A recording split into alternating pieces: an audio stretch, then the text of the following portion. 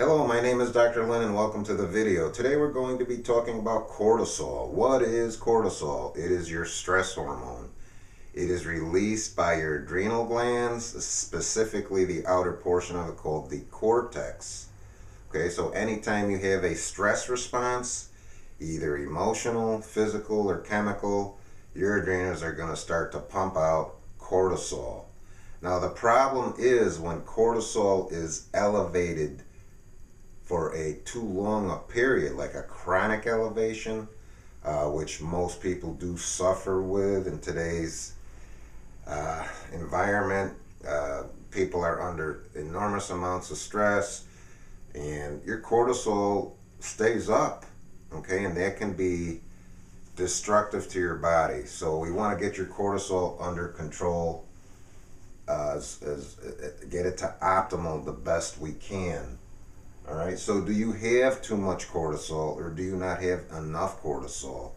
You know, when you're under stress, constant stress, you pump out that cortisol and pump it and pump it and pump it out, and eventually adrenal glands start to get fatigued and they can get to the point of exhaustion where they don't want to put out any more cortisol, and then you have too low of a cortisol, okay, which isn't good either.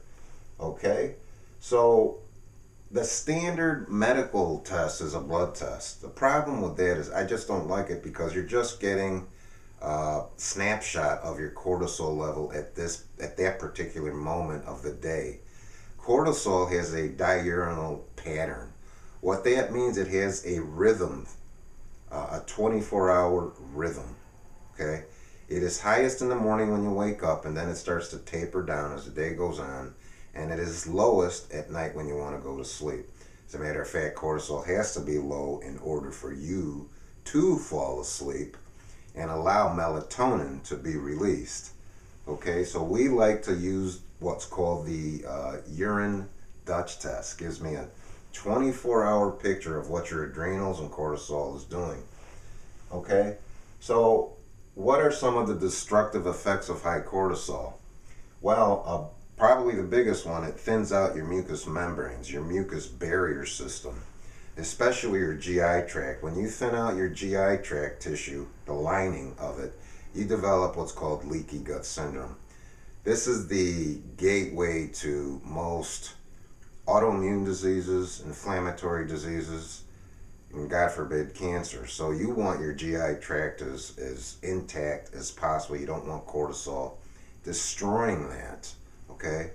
Also, the lining of the intestinal tract has what's called Sig-A. It's your first line of defense against bugs, toxins, bacteria that you ingest, and it destroys those bugs. Okay. Cortisol destroys that Sig-A, so it depletes your immune system in the GI tract, and so you're more prone to get infections. So we need to know what your cortisol levels are. Okay, you don't want to guess, you want to test. All right, also it blocks hormone receptors, especially thyroid. Again, depresses your immune system, increases insulin resistance, which is a pre-diabetic state, increases inflammation, and increases fat deposition around your belly. There's actually an adrenal body type. You might be able to recognize them. Real skinny legs, because the cortisol is taking muscle tissue away from the big muscles. Real thin legs, pot belly, and a flabby upper torso. So that's what an adrenal body type would look like. Okay, so what are the symptoms of having high cortisol? You're going to have sleep disturbances. You're not going to be able to fall asleep because that cortisol is way up there. Okay, if you do sleep, you're going to wake up unrested. You're not going to feel like you slept. You're going to feel like you got hit by a truck. Even if you slept, you just feel like crap when you wake up and during the day. You're going to sweat at the drop of a hat for no apparent reasons. You'll start sweating. You're going to have fatigue after meals, usually about a half hour afterwards. You're going to start craving sweets and fats and just lousy foods. Okay? So that's basically, in a nutshell, how cortisol works. Again, remember, it can be released from physical stress, emotional, or chemical, toxins, high blood sugar, dysregulation, heavy metals, bad foods, anything can trigger that cortisol release. Okay? So,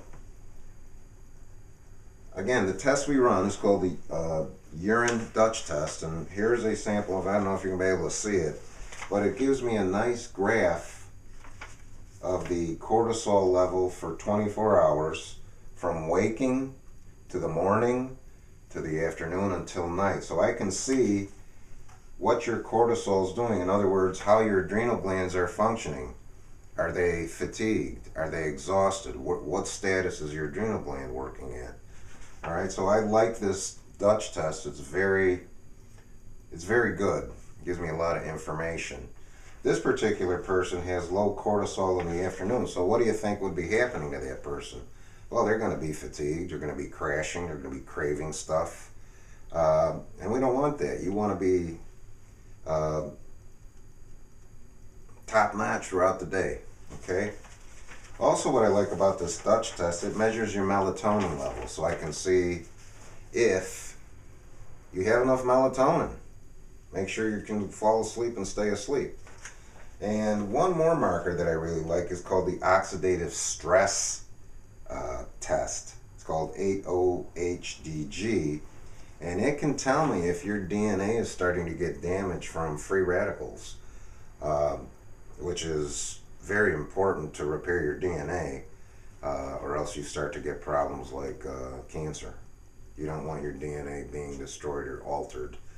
Okay, so I love this test, and it's a standard test in all my functional medicine patients.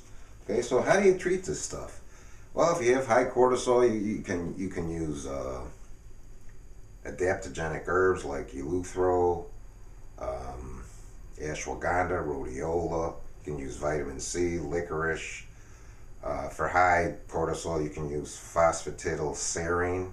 It's good for it. You can use glandulars. There's many ways to approach cortisol imbalances. But I recommend that you do not do this yourself. You have to get assessed so we can do a customized program for you. Don't just start taking things because you might have high cortisol already and you don't even know it. Let's say you take phosphatidylserine, you're going to elevate your cortisol even more. And this is going to make things worse. So you don't want to do that.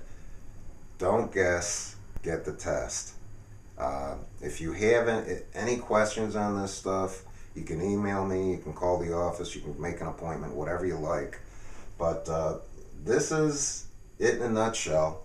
Very important. Probably the first things that we do treat in our functional medicine programs are your hormones. Okay? They're the first things to go because we got to boost that up to make sure your body's functioning properly. Okay, I hope you enjoyed this video. Again, any questions, just let us know. Thank you.